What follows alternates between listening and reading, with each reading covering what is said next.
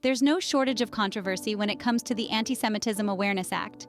This act, passed by Congress, has certainly stirred the pot, and not without valid reasons. The act imposes certain requirements on the Department of Education, most notably the use of the International Holocaust Remembrance Alliance, or IHRA definition of anti-Semitism when enforcing anti-discrimination laws. Sounds straightforward, right? Well, not quite. The act has been met with bipartisan criticism, and the concerns raised are far from trivial. Critics argue that the act potentially stifles free speech, a cornerstone of our democratic society. They claim that the act, in its attempt to define anti-Semitism, might be casting the net too wide, thereby diluting the gravity of actual cases of anti-Semitism. This criticism is not just from one side of the political spectrum. Both conservatives and liberals have voiced their apprehensions about the act. Conservatives in particular have expressed fears that the act could render parts of the Bible illegal. Quite a claim, isn't it? Now, the text of the bill does clarify that it does not make the Bible illegal, but the mere fact that such concerns were raised indicates the level of controversy surrounding the act. The act's stated goal is to provide a clear definition of anti-Semitism, particularly in the context of investigating alleged cases of anti-Semitism at colleges. But its critics argue that the act could, unintentionally or not, undermine the very freedom it seeks to protect. This is where the controversy begins. A legislative act meant to combat discrimination is facing significant opposition, and not just from the usual suspects. It's not often that we see such bipartisan criticism for a bill. With such powerful opposition, the act has sparked a substantial debate that continues to rage. And as we delve deeper into the specifics of the act, the controversy, and the public response, you'll see why this debate is so heated, and why the Antisemitism Awareness Act is a subject that deserves our attention. At the heart of the controversy is the International Holocaust Remembrance Alliance's definition of anti-Semitism. This definition, established by the IHRA, is now a cornerstone of the Antisemitism Awareness Act, passed by Congress, which mandates its use in enforcing anti-discrimination laws. The IHRA definition, in essence, describes anti-Semitism as a perception of Jews that can express itself as hatred towards them. This hatred can manifest in various ways, including but not limited to rhetorical and physical manifestations directed against Jewish or non-Jewish individuals and their property, and Jewish community institutions and religious facilities. This definition also extends to claims of Jews controlling the world, stereotypes, and accusations related to the Holocaust.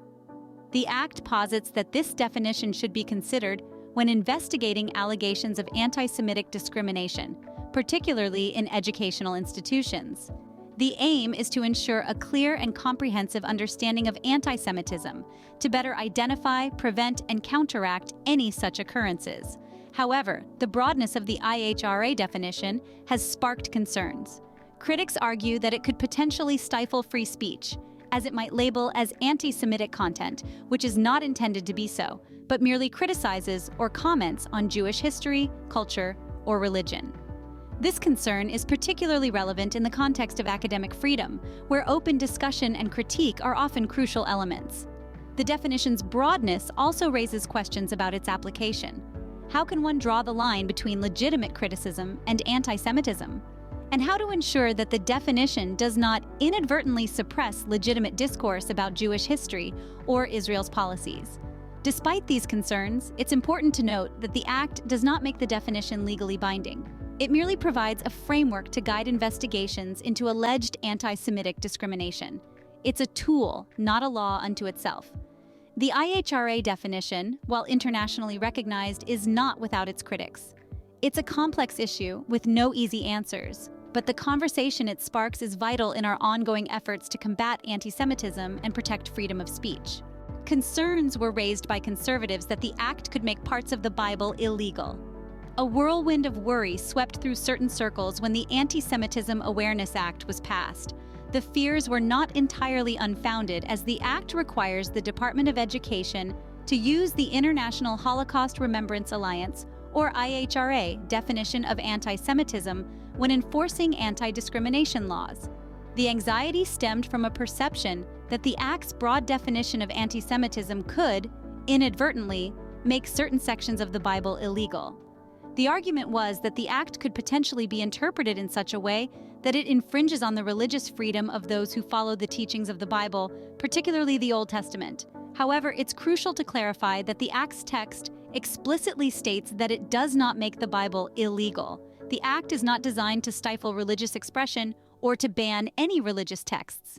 Instead, its primary aim is to provide a clear and consistent definition of anti-Semitism for educational institutions to use when investigating allegations of anti-Semitic discrimination. This does not mean that the concerns raised were dismissed outright. Instead, they highlight the delicate balance that must be struck when crafting legislation aimed at combating discrimination. The challenge lies in ensuring that such laws do not unintentionally infringe upon the rights of others, particularly when it comes to freedom of religion. The debate surrounding the Act and the Bible underscores the complexity of interpreting and applying anti-discrimination laws in a diverse society. It's a delicate dance, a tightrope walk between ensuring the rights and safety of one group do not impede upon the rights and freedoms of another. This conversation is far from over. As the Act is put into practice, it will be crucial to monitor its application closely, to ensure that it is used as intended, and not as a tool to limit religious freedom or to silence voices of dissent. The clash of interpretations surrounding the Act and religious texts adds another layer to this complex issue. As we move forward, we must continue to engage in open, respectful dialogue to ensure that the balance between combating discrimination and preserving freedom of religion is maintained. The Act is more than just words on paper, it has real-world implications. It's not merely an abstract concept, but a tool meant to address a very tangible problem: anti-Semitic discrimination, specifically within the context of educational institutions. So let's dive into how this Act is supposed to work in practice. Picture a college campus where a student experiences anti-Semitic discrimination. This could be anything from derogatory comments to exclusion from activities solely based on their Jewish identity. The student, feeling aggrieved, decides to lodge a complaint. This is where the Antisemitism Awareness Act comes into play. The Act requires that the Department of Education, when examining such complaints, apply the International Holocaust Remembrance Alliance's definition of antisemitism. This definition is comprehensive, encompassing various forms of antisemitism, including those that might not be overtly apparent. By using this definition, the Department of Education can conduct a more nuanced investigation, one that sees beyond overt hate speech and recognizes the subtleties of anti-Semitic discrimination. The Act is designed to ensure that colleges uphold their responsibility to provide an environment free from discrimination, a safe space where students of all backgrounds can pursue their education without fear. It is meant to provide a clear framework for identifying antisemitism, making it easier for the Department of Education to hold institutions accountable when they fail to address such incidents adequately. However, it's crucial to remember that the Act is not a magic wand that will erase anti-Semitism overnight. It's a tool, a starting point, and its effectiveness will largely depend on its implementation. It will require vigilance, consistent enforcement, and a commitment to education and awareness raising. The Act's effectiveness in practice remains to be seen, and its impact is a matter of ongoing debate. Only time will tell if this Act manages to curb anti-Semitic discrimination on college campuses effectively, or if it becomes mired in the complexities of free speech and interpretation. But one thing is certain: it has sparked a conversation, and that in itself is a step forward. Criticism of the Act is as varied as it is vocal. The Antisemitism Awareness Act, despite its noble intentions, has been a lightning rod for critique from all sides of the political spectrum. The bill's attempt to categorize and codify antisemitism, while commendable, has left room for interpretation and, consequently, contention. On one hand, there are those who express apprehension about the potential infringement on free speech. They fear that the Act's broad definitions could be used as a tool to suppress criticism and dissent, thereby stifling the very foundation of democratic discourse. On the other hand, there are those who express concern about the Act's sweeping definition of anti-Semitism. They argue that the bill's broad strokes could inadvertently label innocent actions or statements as anti-Semitic, thereby diluting the severity of genuine anti-Semitic acts. At the heart of both these criticisms is a shared worry: the possibility of overreach. Critics fear that the Act, in its quest to root out anti-Semitism, could inadvertently cast too wide a net, thereby ensnaring free speech and potentially innocent actions in its grasp. The chorus of critique, however, does not diminish the Act's laudable aim to combat anti-Semitism. It merely underscores the complexity of the issue at hand and the need for ongoing dialogue and refinement. The Act, while well-intentioned, has not escaped scrutiny and critique. Despite the controversy, the Act has its supporters. Now let's shift our focus to the perspectives of those who stand firmly behind the Antisemitism Awareness Act. These supporters, a diverse group of individuals and organizations, believe in the necessity of the Act, viewing it as a vital tool in the fight against discrimination and prejudice. For these proponents, the Act serves a dual purpose. First, it provides a clear, standardized definition of anti-Semitism, something they argue has been lacking in anti-discrimination laws and policies.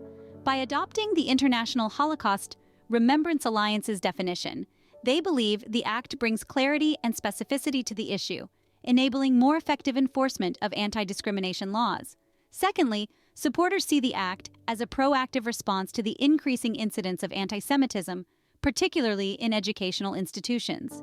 They argue that the Act is a timely and much-needed initiative to address this rising tide of hate. In response to criticisms, supporters often point to the Act's text, which expressly states that it does not make the Bible or any parts of it illegal. They also argue that the Act's potential to stifle free speech is overstated. Instead, they suggest that it encourages respectful and informed dialogue about anti-Semitism and other forms of discrimination. They also counter the claim that the Act's definition of anti-Semitism is overly broad. Supporters point out that the Act's definition is in line with internationally accepted standards. They argue that it is comprehensive enough to cover various forms of anti-Semitism while still being specific enough to avoid misinterpretation or misuse. To these supporters, the Act is not about limiting speech or thought, but about ensuring a safe and inclusive environment for all, free from hate and discrimination. They see the Act as a necessary measure to educate, prevent, and combat anti-Semitism. For supporters, the Act represents a necessary step in combating anti-Semitism. The future of the Antisemitism Awareness Act is uncertain and heavily debated. As we contemplate the road ahead for this Act, it's clear there are significant challenges to navigate. The Act has been both hailed as a necessary step in combating anti-Semitism on college campuses and criticized for its potential to infringe upon free speech rights. This dichotomy of opinions will undoubtedly influence its future trajectory. Critics of the Act argue it's too broad in its definition of anti-Semitism, which they fear could stifle legitimate criticism of Israeli policies. They suggest amendments to the Act to ensure it doesn't unintentionally curb free speech. Such changes could involve refining the IHRA definition used in the Act or providing explicit protections for political speech. On the other hand, supporters of the Act emphasize its role in addressing a real and pressing issue: growing anti-Semitism on college campuses. They argue that the Act provides much-needed clarity for educational institutions to identify and address anti-Semitic behavior. For them, the Act's future should involve robust implementation and enforcement, rather than amendments that might dilute its effectiveness. There's also a possibility of the Act influencing other anti-discrimination laws. Its unique approach of defining a form of discrimination could set a precedent for other laws tackling issues like racism, sexism, or homophobia. This could mean the Act's impact may extend far beyond its current scope. In the legislative arena, the Act's future will likely depend on the political climate, with lawmakers' stances on free speech and anti-Semitism playing a crucial role. The Act could see further bipartisan support or opposition, shaping its path forward. In the end, the Act's future isn't set in stone. It will be shaped by ongoing debates, the evolution of societal values, and the push and pull of political forces. As we continue to grapple with the complexities of the Act, one thing is certain: the conversation it has sparked is crucial in our ongoing efforts to balance the protection of marginalized communities with our commitment to free speech. The Act's future hangs in the balance, shaped by the ongoing discourse surrounding it. The Antisemitism Awareness Act, a well-intentioned but controversial piece of legislation, has sparked a debate that is far from over. This act, passed by Congress, mandates the Department of Education to adopt the International Holocaust Remembrance Alliance's definition of anti-Semitism in enforcing anti-discrimination laws. The controversy lies in the breadth of this definition, with critics arguing it could potentially stifle free speech. There have also been concerns raised, particularly among conservatives, about the Act's indirect implications on religious texts, like the Bible. However, it's important to note that the Act explicitly states it does not make the Bible illegal. In practice, the Act focuses on investigating alleged anti-Semitic discrimination at higher education institutions. Despite its noble intentions, the Act has been met with a mix of support and criticism, highlighting the complexities involved in legislating against hate. As the Act continues to be scrutinized and debated, its future remains uncertain. But one thing is clear: the debate surrounding the Antisemitism Awareness Act is a testament to the complexities of legislating against hate.